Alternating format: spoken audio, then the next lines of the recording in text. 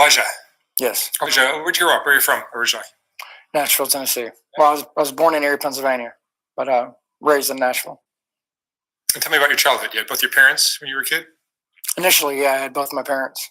Um, my dad was really abusive, physically abusive. He used to beat the living hell out of my mom, and my mom was blamed or accused of having an affair when she was pregnant with me. My father was a military man, so I have two siblings, and out of my two siblings, I was the one that was screamed at and told I wasn't his, and I was heavily abused by my dad. He would run me up into a corner and scream at me and tell me that I wasn't his, and beat me till I was black and blue.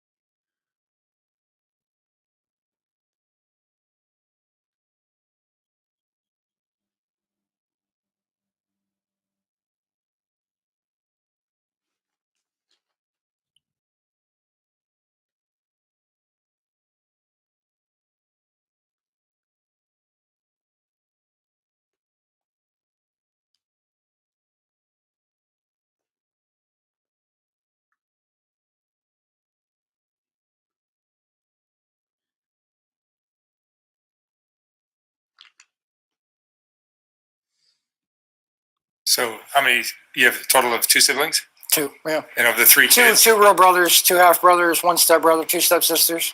All right, so as transitions. Was your dad's suspicion correct that your mom was pregnant with someone else's child? My uncle says it's true. My mom's brother. Okay. My mom denies it. Who knows? And what kind of kid were you in high school? I was troubled. If you want to backtrack a little. Sure. When my mom got remarried, my mom and my dad divorced when I was about 7 years old. It was just after I had my appendix ruptured and I almost died in the hospital. Anyway, my mom remarried, my dad remarried. My mom's second husband was quite the twisted guy. Do you want to know this stuff? Yeah. Like I've heard it all. Some things he would come. Like I remember one time he came out. It was me, my mom, my little brother, and my stepsister. And he came out. He was a big 350-pound biker guy. He came out and told my mom and me and my brother and my sister all to get naked and sit together naked as a family. He said that was how a family was supposed to be together. Later on, that transitioned into molestations. From what I understand, there's 11 of us total that he molested in the family.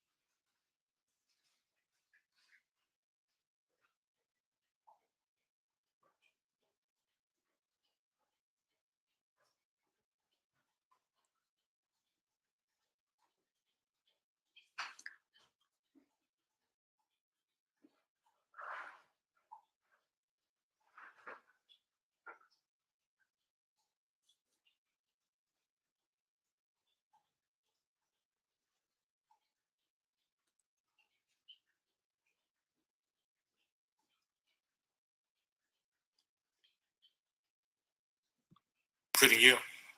including me. Wow. It's a rough childhood. Yeah. You left home after I was school? I was about 16 when I left home.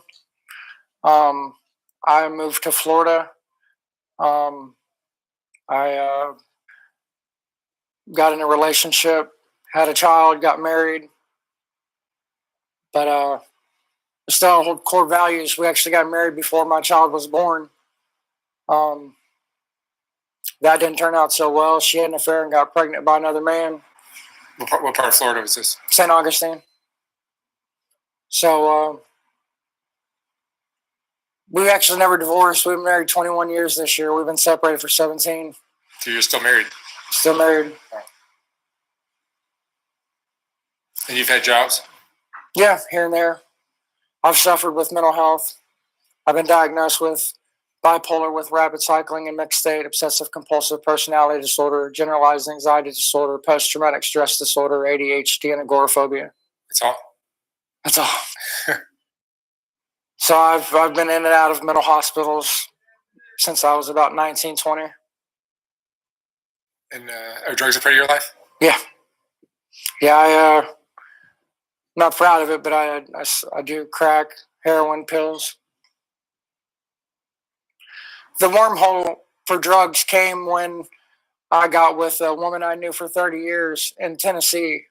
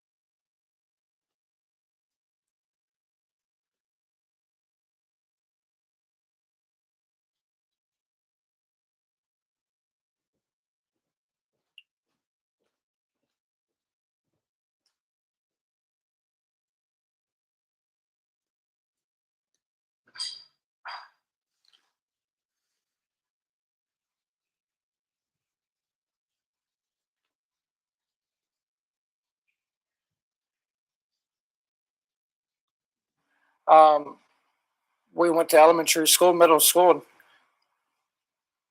and high school together. She was there for me when I was going through the molestations.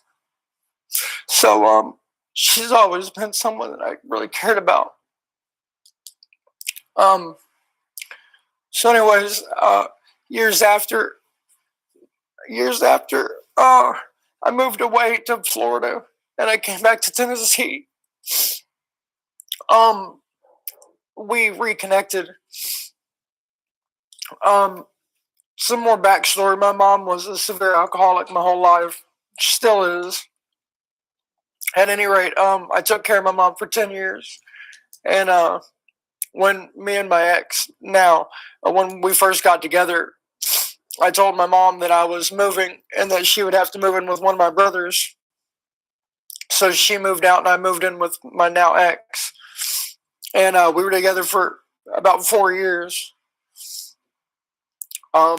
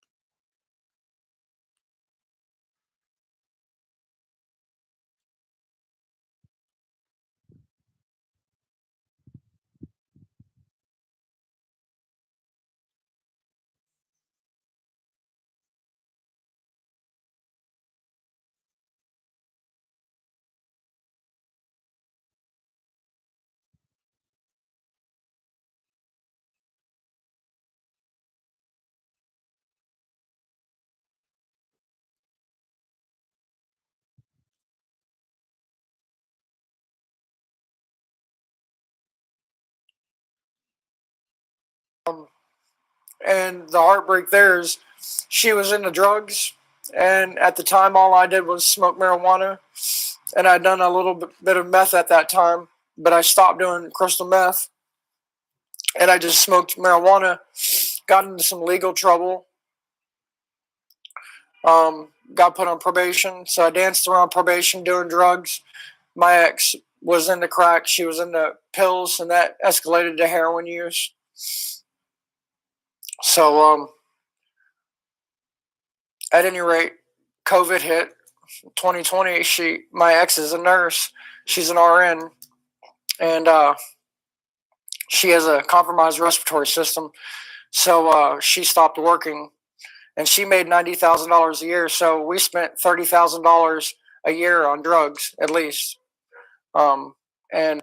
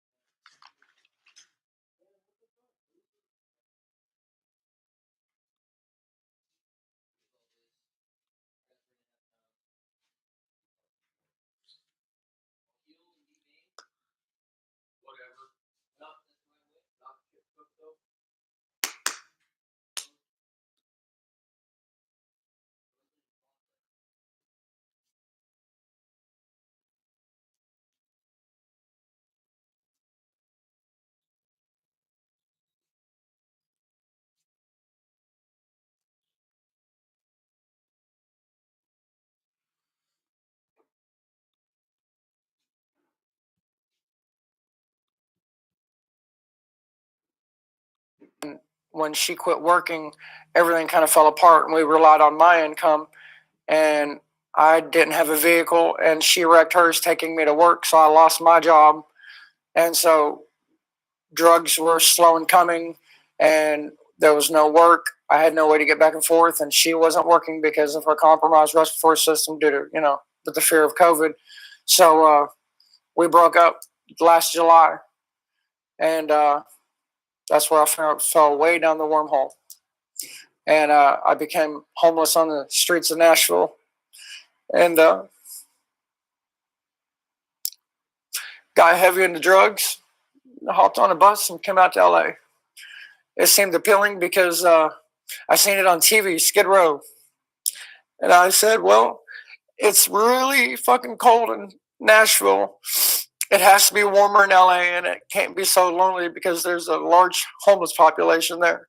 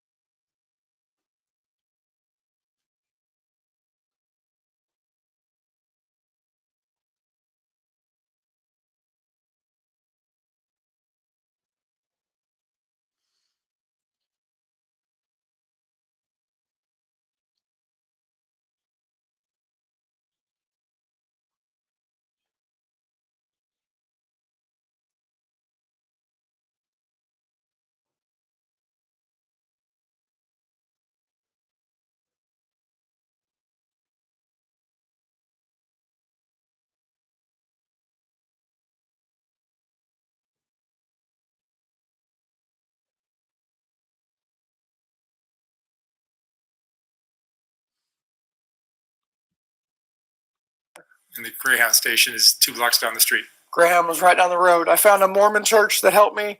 The church, I lied to them. I told them that my aunt lived out here, that I could move in with her. But my real plan was just to come out here and wing it. What was the reason for coming to LA? Why'd you choose LA? All right, so it goes back to my first overdose on heroin. When it comes to trimming your balls, always use the right tool for the job. Manscaped is the only men's brand. My ex and I would go on drug runs by myself. I was dealing with a new dealer and got a bad batch, apparently. It was a lot of fentanyl. I had done the smallest little bit because it was something that I'd never seen before. It was pure white. And I'll get to why I've discovered anytime you get pure white powder, it tends to be mostly fentanyl. But anyway, so I done just a little bit. I'd never seen this kind before, so I figured I'd be careful. I was always the uh, smart one out of me and my ex doing drugs. I was always trying to do less. Less was better than more because I had to watch over her because she had a lot of medical problems and stuff like that. At any rate, I done a little bit right after I met the dealer, and I drove from Nashville back to Ashland City, where I was from, where I lived, and I don't remember the trip driving home. I didn't make it home. I did. I don't remember the trip driving back to Ashland City though. I ended up making it into a gas station off the exit.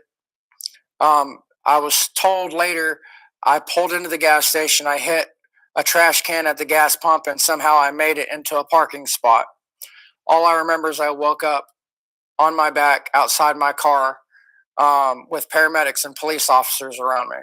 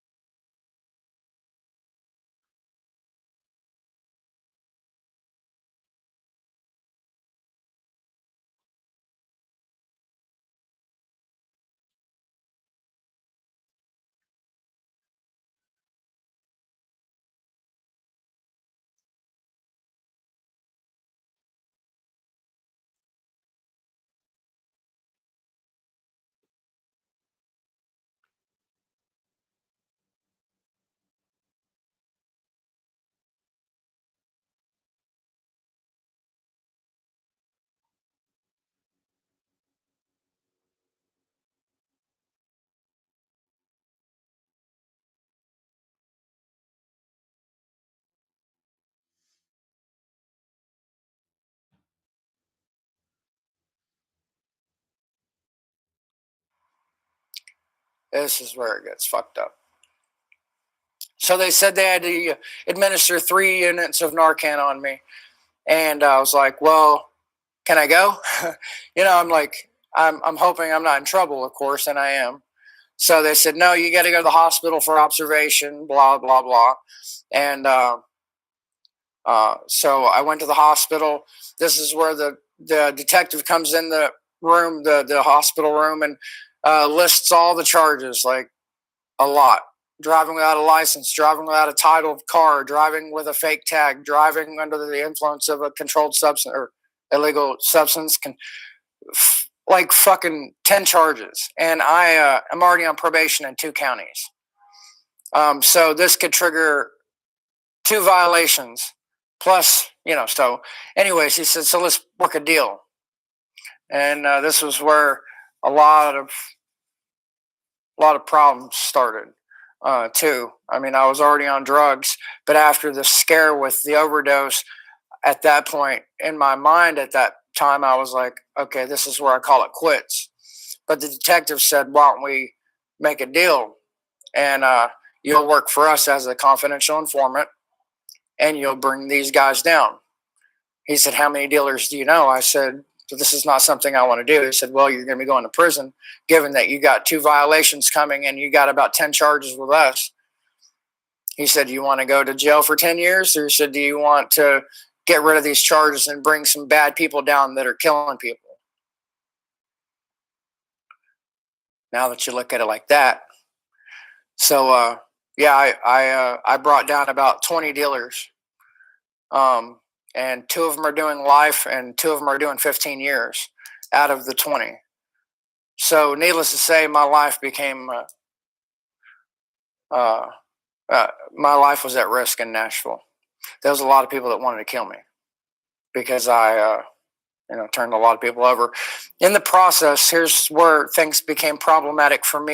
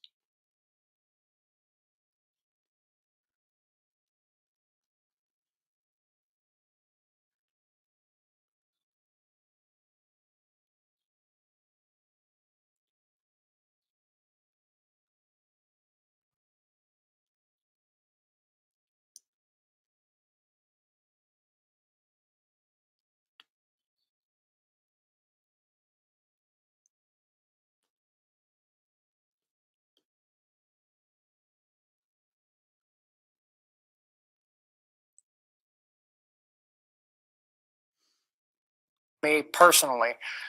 Now, I went to court and all the charges were dismissed. And it was a little entertaining because that judge was like, you apparently are a special kind of guy around here because this just don't happen around here. It was actually a judge from back 30 years ago that gave my mom 3 DUIs, that sentenced her for 3 DUIs. Anyways, so in the process of having to entertain going back and forth to drug dealers to make busts as a confidential informant, it subjected me to constantly being exposed to drugs. And when you have a drug problem and you've tried to decide to get away from it, but now legally you're at a standpoint where you have to make a decision of staying out of jail but continuing to be exposed to drugs, it's kind of hard not to continue using drugs. So while dancing around probation, trying not to get a dirty urine on 2 counties of probation while trying to get rid of charges in another county so you don't. Anyway, it's just all fucked up. So, yeah, needless to say, I mean, there was dealers that were exposing me on Facebook saying, hey, this guy's a CI. If you see him, fucking kill him. And, yeah, I got messages all through my Facebook Messenger saying, if we find you, you're dead. You better leave Nashville. So, yeah, I did. I left Nashville. I kind of took the hint. You know, I beat my legal problems in that respect in some way. But now my life was in jeopardy. So it was go to jail for 10 years or, you know, I risk my life and now people want to kill me. So I'm in LA. You've been here a week? Not even. Not even. Not even. Huh. I think about 3 days. What do you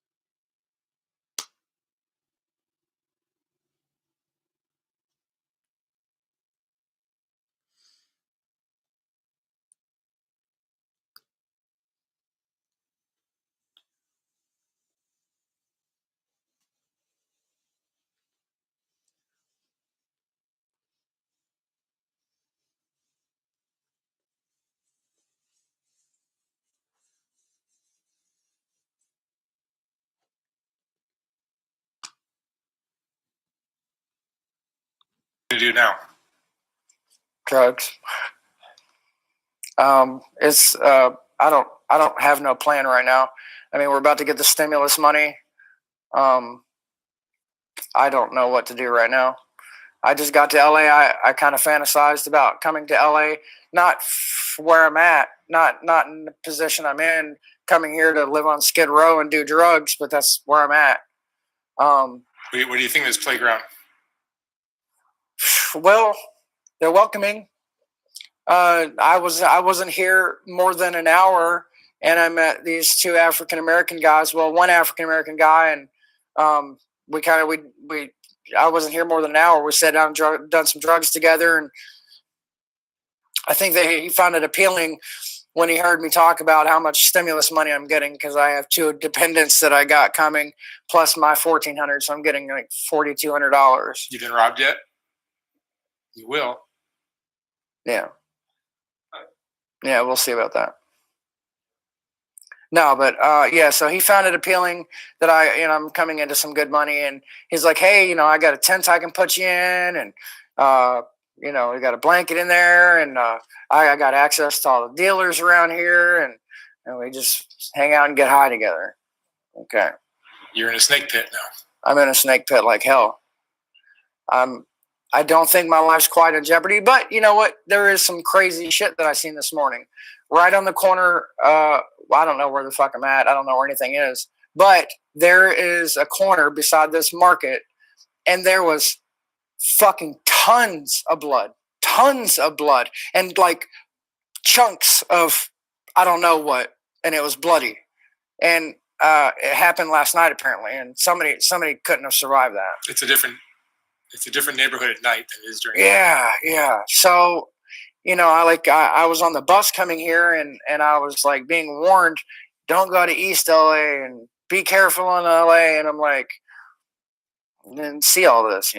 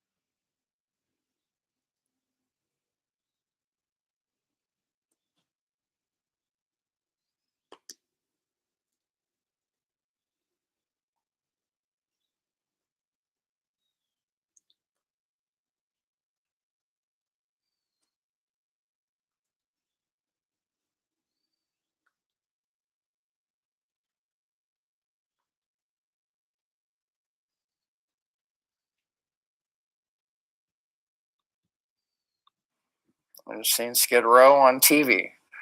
I've seen LA. I've seen Skid Row on TV. I mean, come homeless. There's drugs. There's dealers. You expect this kind of thing, but I didn't expect to see all that on the corner this morning. That was just kind of bizarre. It's like, this is, like you said, the fucking snake pit I'm in.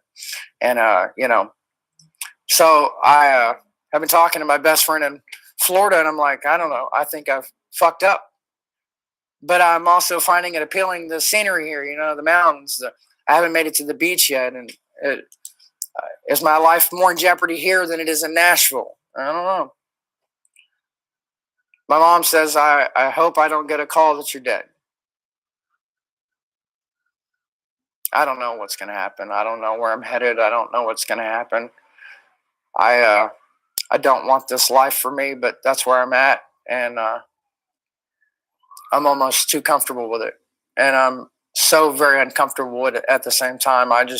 Everything's so very unpredictable right now. I don't know what to do.